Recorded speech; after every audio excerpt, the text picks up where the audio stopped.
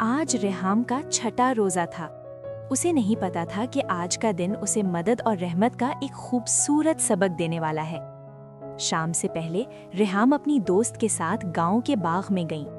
वहां हर तरफ रंग बिरंगे फूल थे और बच्चे खेल रहे थे। अचानक उन्होंने देखा कि एक छोटा बच्चा साइकिल चला रहा था। उसका बैलेंस बिगड़ा और वो गिरकर रोने लगा।